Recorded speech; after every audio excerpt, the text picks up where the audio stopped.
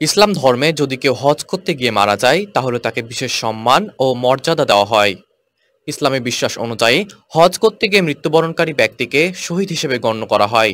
কুরআন ও হাদিসে শহীদদের জন্য জান্নাতের প্রতিশ্রুতি দেওয়া হয়েছে এবং তাদের জন্য কিয়ামতের দিন বিশেষ পুরস্কার ও মর্যাদা নির্ধারিত রয়েছে। এ সম্পর্কে হাদিসে বিভিন্ন বর্ণনা পাওয়া যায়। হাদিসে নবী মোহাম্মদ সাল্লাল্লাহু আলাইহি ওয়াসাল্লাম বলেছেন, যে ব্যক্তি হজের উদ্দেশ্যে বেরিয়ে পড়ে এবং এই পথে মারা যায় তার জন্য জান্নাত অবধারিত।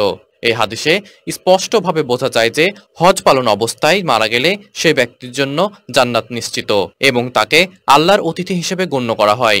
হজ করতে গিয়ে মৃত্যুবরণকারী ব্যক্তিকে ইহরামের কাপড়েই দাফন করা হয় এবং তার জানাজার নামাজ পড়ানো হয়।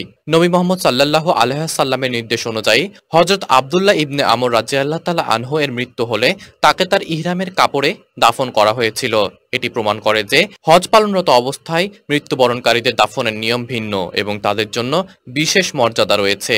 কুরআনে আল্লাহ তাআলা বলেছেন, আর যারা আল্লাহর রাস্তায় নিহত হয়েছে তাদের মৃত মনে করো না, বরং তারা জীবিত।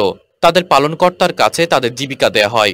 এই আয়াতের মাধ্যমে বোঝা যায় যে যারা আল্লাহর পথে বিশেষত হজের মতো পবিত্র কর্মের মৃত্যুবরণ করেন তারা প্রকৃতপক্ষে জীবিত এবং আল্লাহর কাছে সম্মানিত। নবী মোহাম্মদ সাল্লাল্লাহু আলাইহি ওয়াসাল্লাম আরও বলেছেন, হজ এবং উমরা সম্পন্নকারী ব্যক্তি আল্লাহর অতিথি। যদি তারা আল্লাহর কাছে কিছু প্রার্থনা করে আল্লাহ তা গ্রহণ করে এবং যদি তারা আল্লাহর কাছে ক্ষমা প্রার্থনা করে আল্লাহ তাদের ক্ষমা করেন। এই হাদিস থেকে স্পষ্ট যে হজ পালনরত অবস্থায় মৃত্যুবরণকারী ব্যক্তির জন্য আল্লাহর বিশেষ রহমত ও ক্ষমা বরাদ্দ থাকে এবং তাকে জান্নাতের জন্য মনোনীত করা হয়।